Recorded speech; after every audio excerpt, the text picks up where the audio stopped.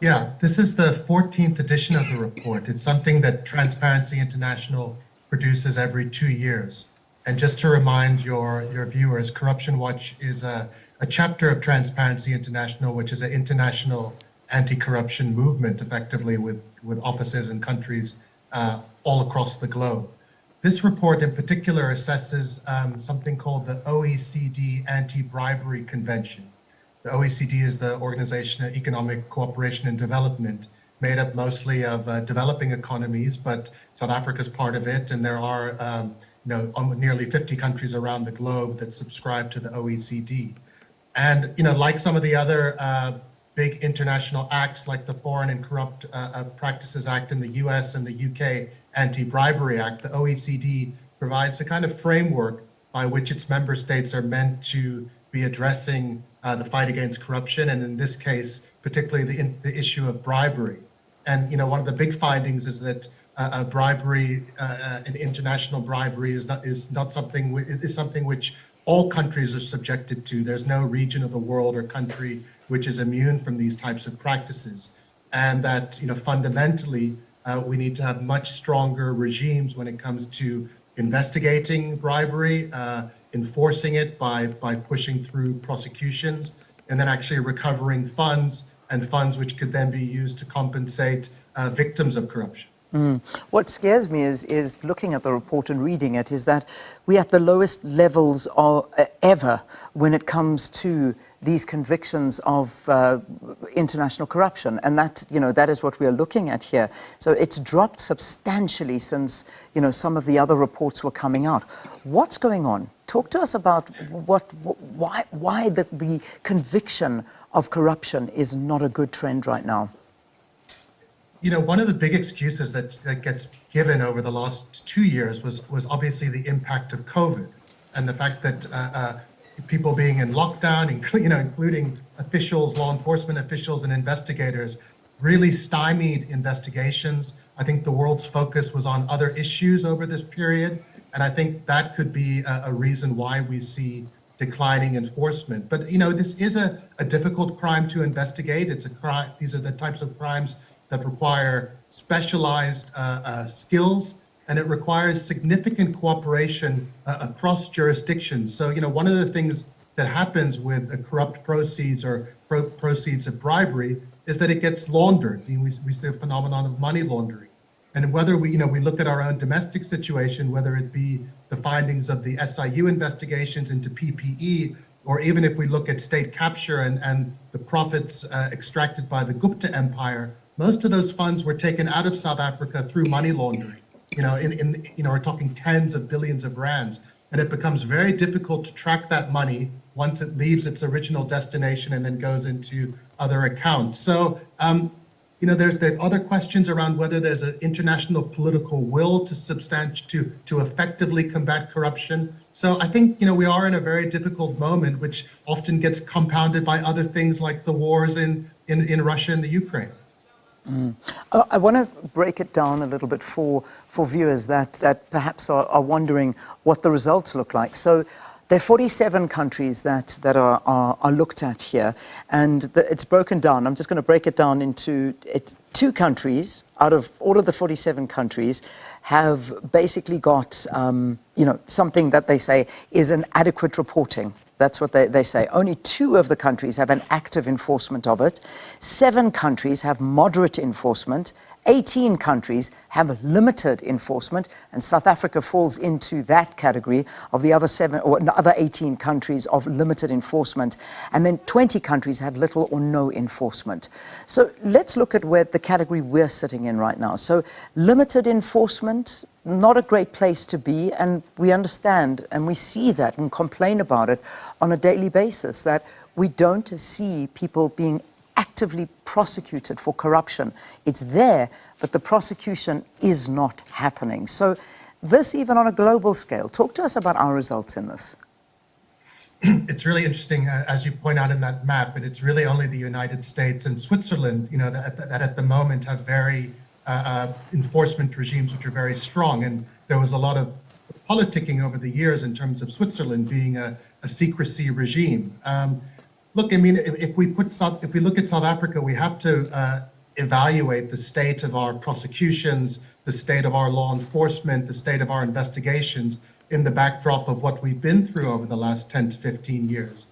And that has been, fundamental retreat from supporting the independence of these institutions and building them up so that they could be capable to deal with complex transnational types of crimes involving corporate actors. So we're talking now about state capture and talking about the fact that the MPA in particular were hobbled, they were captured, the Scorpions were disabled. And at the moment, South Africa doesn't have an independent anti-corruption agency that can link all of the work that's required, whether it be the work of the Financial Intelligence Center, the work of trying to recover assets, which we see the SIU doing in terms of its work at the Special Tribunal. So, having painted that picture, there have been some interesting developments, particularly on the issue of trying to pursue corporate accountability.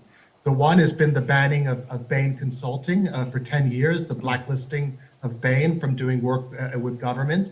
And the other is the recent charges that have been lodged now against McKinsey in relationship to corruption and fraud allegations at Transnet. And that was aired at the State Capture Commission. So, we are seeing some developments in this area, and, it's something that we can only continue to fight for, particularly in the South African context, that across the array of the fight against corruption, from petty corruption to this kind of wide-scale transnational corruption, that we have effective investigations and that a consequence management flows from that, whether it be prosecutions, recovering assets, or blacklistings. Yeah, I'm looking at something that obviously, government worries about, because government worries about, the perception, I suppose, when reports come out, they worry about that. But whether or not we do anything about it is another conversation that we need to have, because it clearly doesn't look that way.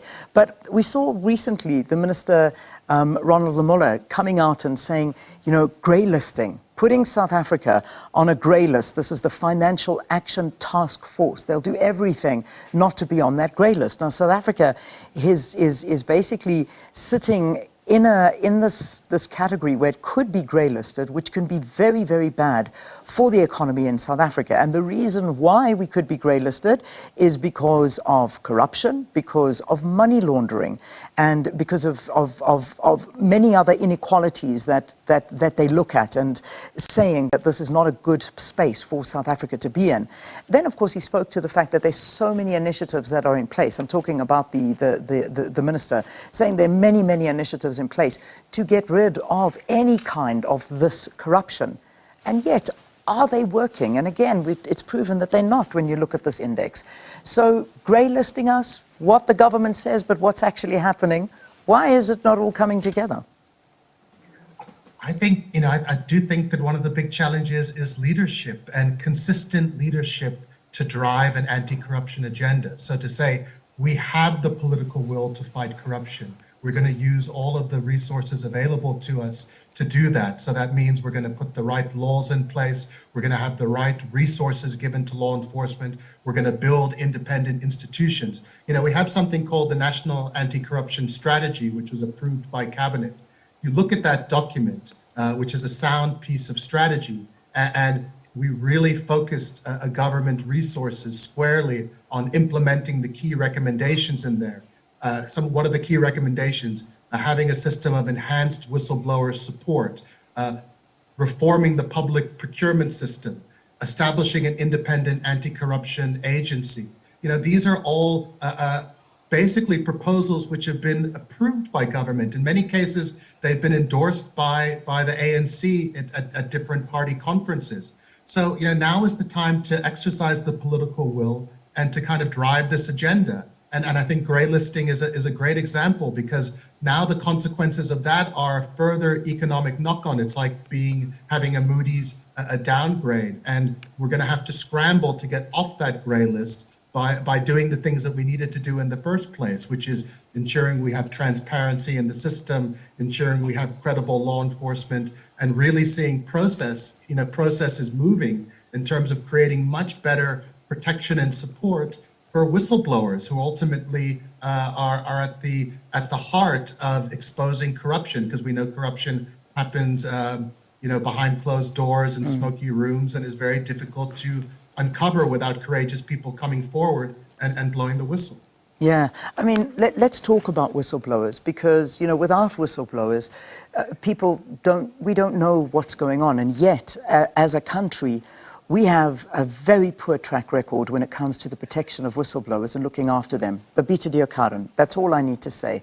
It's one name that jumps to mind, and we still are looking at a situation where, you take a Tembisa hospital, which we're looking at. We know what's going on. We know that Babita lost her life because of this. And yet, from the day she died until now, what has happened? And this is the reality. Yes, there's a court case going for those that perhaps were responsible for the killing, but there is a much bigger story here. And the reality is that whistleblowers in this country, they don't feel protected, and this does not encourage others to come forward and whistleblow. And this is something I know Corruption Watch looks at and, has the findings that prove this. Absolutely. I mean, it's been a core part of Corruption Watch since it was started 10 years ago. And going forward, we're really committed to this idea of improved whistleblower protection and support. We've got a big problem around protection of anybody who's providing information to law enforcement. So if you look at Babita's situation, she wasn't even a formal witness in an ongoing, in a prosecution, which is the only context at the moment in which you can get whistle protection. She was sharing vital information at a relatively early stage in an investigation. And there are lots of people like that out there, and not all of them can afford to be anonymous or be moles or be underground. Many of them end up losing their jobs. You talked about the Tembisa hospital. We see then people get victimized when they release information. So we need a complete overhaul of the system. At the moment, we have a system which is meant to protect disclosures, but it's not sufficient. We need a system which actually protects people. And then we need to have a system where people are rewarded for giving information which can lead to successful convictions and successful recoveries of money. So we need to incentivize whistleblowing. And what this report talked about was that we need to have a victims compensation fund, so that when McKinsey pays back the money, or when Bain pays back the money, that money actually goes directly into a fund. We have something called the Criminal Asset Recovery Fund, but that fund is then actually used to help people who are victims of corruption, and particularly help whistleblowers. So we need to really change the scale of the system. At the moment, it's a disincentive to come forward and give information. We need to build a system where there's actual real protections and where there's actual real incentives. And one of the big problems, I mean, when we look at the results from this, and I think the overarching conclusion that we can draw is that the systems in the respective countries, and let's just take South Africa, because that's really our biggest concern, is that law agencies are not equipped to handle this. In fact, when you look at certain cases and you do get whistleblowers as Corruption Watch and people speak out, it's the police that always come out on the top. Law enforcement agencies are the ones that people are reporting, saying that this is where so much corruption happens. It's a big problem when we see law enforcement agencies and institutions like the justice system not working to stop this. And it'll never come right if these institutions are not fixed. Absolutely, and I think this was a huge focus of what the Zondo Commission was all about. The fact that state capture was about targeting institutions of our democracy and fundamentally trying to weaken them or decapacitate them, whether it be SARS, whether it be the MPA or state-owned enterprises. So, the way we fix state-owned enterprises, I heard your conversation with Davi Roth earlier about ESCOM, and he talked about the retreat, we don't have a developmental state. Well, we have a constitutional democracy which is really committed to development. And we need to enable to mobilize government completely towards poverty eradication, towards alleviating inequality, and to providing a future for our youth. We know that corruption is really one of the real inhibitors to that idea of development. So we have to look at these frontline agencies. We need to look at the Department of Justice. We need to look at the prosecuting services. We need to look at the elite law enforcement and ensure that they are democratically sound institutions, that the people that are appointed to lead those institutions are appointed in a transparent way, which is robust, that there's accountability, that we need to reactivate Parliament. Parliament hasn't been exercising its oversight function effectively in this recent period. So yeah, Leanne, I mean, it's all to do. It's not all doom and gloom. I think we, in some ways, we have turned a corner, if not a new dawn.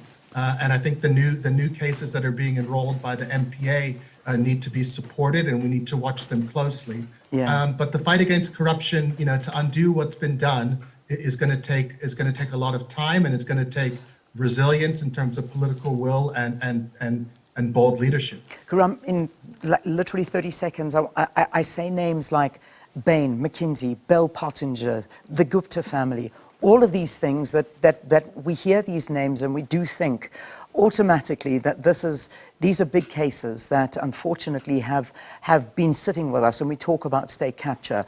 The conversation that was held a little bit earlier between private and public entities. There sometimes seems to be a misconception that it is always in the public sector that we see a lot of corruption and things failing. But is that a misconception? Because all those companies I named to you are private entities, and this is where a lot of problems emanate. Yeah, no, absolutely. I mean, largely grand corruption, as we understand it, is this interface between public and private entities. So, there's a lot of focus on money going into politicians' pockets and politicians stealing from the fiscus, but that's not really where the big money goes. That's not where the big corruption takes place. If we look at procurement fraud in the country, it's private entities. They're colluding, there's collusion, there's deals between people inside and outside. It's happened at ESCOM, it happened at ESCOM prior to state capture. There were irregular contracts, irregular deals that were made, crony deals. And there is a system, within our capitalist market system where corruption is allowed to flourish. And it's oftentimes seen as the cost of doing business. And that's facilitated by the banks. It's facilitated by big international consulting firms. And, the chickens are beginning to come home to roost for Bain. McKinsey is now being prosecuted in South Africa. So, there are important developments here, but, big corporate actors need to ask themselves, how have they contributed to this corrupt environment? And what are they going to do to help clean it up? And I'm particularly talking about the banks and in terms of money laundering. All right, we leave it there. Very interesting conversation. Thanks very, very much for talking to us. That was Karam Singh, Executive Director at Corruption Watch.